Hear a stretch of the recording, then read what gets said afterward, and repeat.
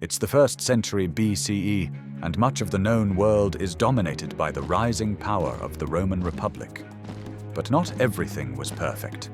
Cracks began to appear, and Rome soon found itself locked in a power struggle between its consuls. Meanwhile, in the east, a new figure emerged, Cleopatra, a woman who would not only define Egypt at the time, but also become one of the most influential figures in history.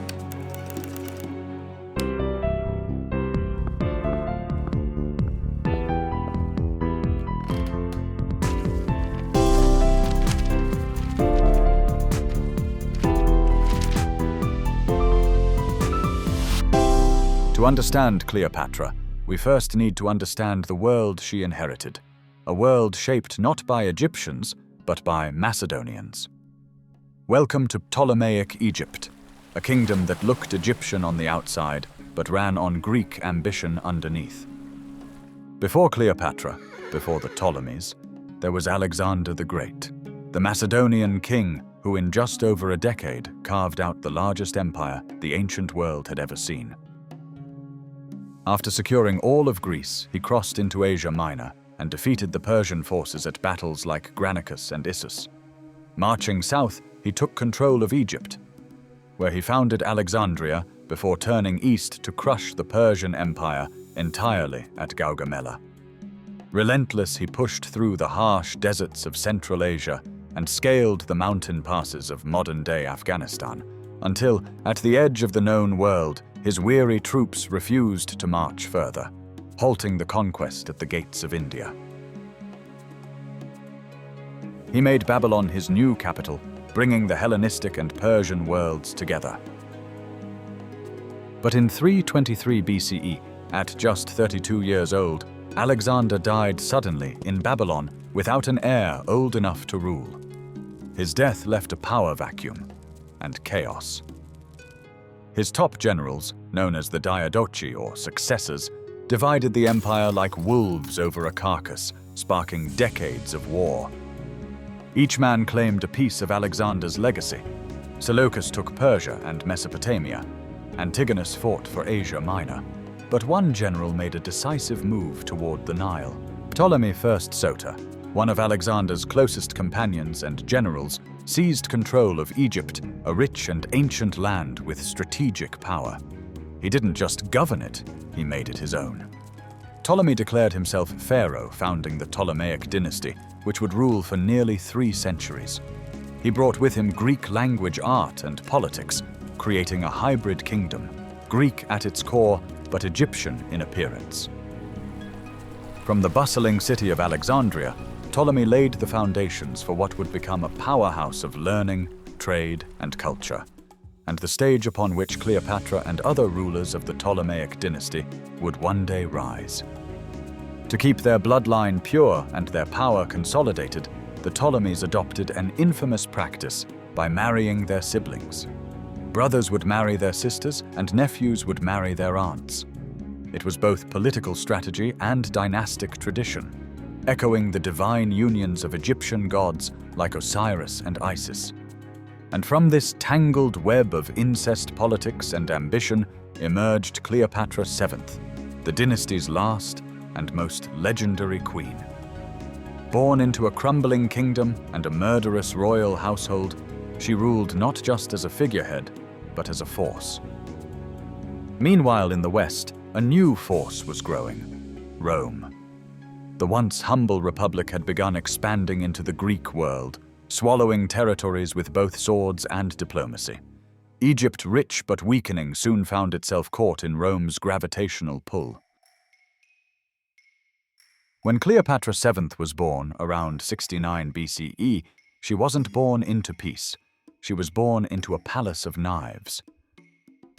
Her father, Ptolemy XII Auletes, ruled a weakened Egypt, deeply in debt to Rome and unpopular with his own people. His nickname? The Flute Player, a not-so-subtle dig at his love of music and his lack of political strength. But Cleopatra was different from him. From a young age, she showed a sharp mind and a gift for languages. While most Ptolemaic rulers only spoke Greek, Cleopatra reportedly spoke at least 7 languages, including Egyptian. She embraced Egyptian religion, styled herself as the goddess Isis, and carefully built her image as both a native queen and a Hellenistic monarch. Cleopatra grew up understanding that Egypt was no longer the center of the world. Rome was. Her father had bought his way back to power with Roman gold and Roman allies. Cleopatra learned early that to survive, she would have to play the Roman game, and play it well. When Ptolemy XII died in 51 BCE, Cleopatra, just 18 years old, inherited the throne but not alone. In true Ptolemaic fashion, she was forced to rule alongside her younger brother and husband, Ptolemy XIII, who was only 10 years old. The marriage was purely ceremonial. Real power was up for grabs, and Alexandria's court was full of ambitious advisors, generals, and eunuchs ready to manipulate a boy king. At first, Cleopatra took the reins. Confident, educated, and politically sharp, she positioned herself as the sole face of authority. Coins were minted with only her image, decrees issued solely in her name. The Regency Council, led by the influential eunuch Pothinus and the general Achilles, began turning Ptolemy XIII against her. By 49 BC, tensions erupted into a silent coup. Cleopatra was forced out of Alexandria, stripped of her power, ending up likely in the eastern Nile Delta. But she was not alone. She began raising an army, possibly with the support of Arab tribal allies preparing to march on her own capital. A civil war within the Ptolemaic dynasty was now underway.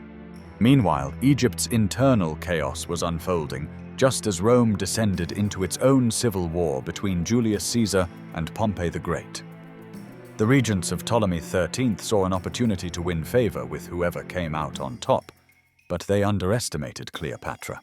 She had been waiting for the right moment, and in 48 BCE it came. Pompey, fleeing Caesar's armies, landed in Egypt seeking sanctuary.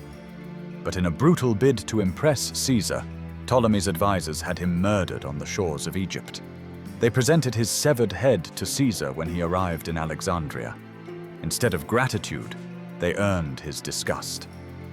Cleopatra knew this was her moment. She secretly entered the city, famously concealed in a rug or sack, and had herself delivered directly to Julius Caesar. It was a gamble one only she could pull off, combining personal charm, intelligence, and precise timing. Caesar, impressed by her confidence and shrewdness, quickly sided with her. He demanded that they follow their father's will, a document kept in Rome which stated they were to rule jointly. But Ptolemy XIII and his advisors were not interested in negotiation. They wanted Caesar out of Egypt and Cleopatra out of power. Ptolemy stormed out of the palace and stirred up the population. Riots broke out in Alexandria. What had begun as a court dispute was now an open war. Pothinus and the general Achilles raised an army and laid siege to the palace quarter where Caesar and Cleopatra were staying. The fighting was fierce. Roman reinforcements were stranded at sea, food supplies were cut off, and in the chaos of battle, the famous Library of Alexandria may have partially burned. But Caesar held out until reinforcements from Asia Minor arrived. He broke the siege and forced a decisive confrontation near the Nile. Ptolemy XIII, now only about 14 years old, fled the battlefield and drowned while trying to escape across the river. With her rival dead, Cleopatra was restored as Queen of Egypt. But to maintain appearances and Roman approval, she married her youngest brother, Ptolemy XIV, who was just 11 years old. In truth, she ruled alone. And beside her now stood not just Egyptian generals, but Julius Caesar himself. Months later, Caesar returned to Rome, but not alone. Cleopatra followed with her infant son, Caesarion, whom she claimed was Caesar's child. Her presence in Rome turned heads, fueled scandal, and challenged everything the Roman elite thought they knew about power, womanhood, and the East. She stayed not in the shadows, but in Caesar's private villa. To many Romans, this was unthinkable. Caesar, a Roman dictator, openly associating with an Eastern queen, and worse, potentially legitimizing a foreign heir. Behind the scenes, resentment was growing. Caesar had named himself dictator for life. Rumors spread that he planned to declare himself king, possibly even elevate Cleopatra as his queen. To many senators, that was the final insult. On the Ides of March, 44 BCE, Julius Caesar was assassinated by men he once called allies. Cleopatra, still in Rome, suddenly found herself alone in hostile territory, vulnerable, foreign, and without her most powerful protector. She fled back to Egypt with Caesarion, and in the power vacuum left behind, Rome once again plunged into civil war. But Cleopatra had learned to survive chaos. She quietly eliminated her younger brother turned husband Ptolemy XIV, clearing the path for Caesarion to become her sole co-ruler. For a time, she kept her distance from Roman affairs. She ruled Egypt with iron precision, stabilized its economy, and waited for a new Roman power to emerge. And then in 41 BCE, a new Roman figure appeared, in the form of Mark Antony.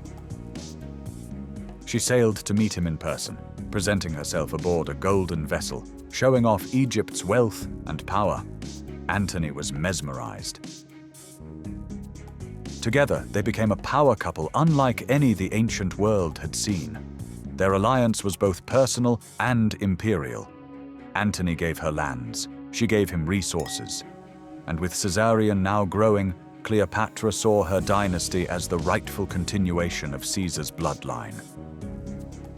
But back in Rome, a new force was rising. Gaius Octavian, Caesar's adopted heir. Young, cold, and ruthlessly ambitious, Octavian had no intention of sharing power with Antony. And now, Cleopatra stood in his way too. By 32 BCE, war had been declared. Confrontation was inevitable. Off the coast of Greece, Antony and Cleopatra's massive fleet clashed with Octavian's forces. The battle was brutal. Outnumbered and surrounded, Cleopatra made a fateful choice. Her ships broke formation and fled. Antony followed her. The battle was lost. Back in Alexandria, they made their final stand. Cleopatra fortified the city, sent Caesarion east for safety, and even tried negotiating with Octavian. But there would be no mercy. In August of 30 BCE, hearing, falsely, that Cleopatra had taken her life, Antony fell on his own sword. Gravely wounded, he was brought to her tomb, where he died in her arms. Cleopatra, now alone and surrounded, faced a final decision. She would not be paraded through Rome in chains. On August 12, 30 BCE, at the age of 39, she took her own life, according to legend, by the bite of an asp. Octavian seized Egypt, executed Caesarion, and turned the kingdom into a Roman province. Cleopatra's dynasty, born from the ashes of Alexander the Great's empire, was no more. And thus, the story of a woman who defined her fate, shaped the world around her, and left a lasting mark on history comes to an end.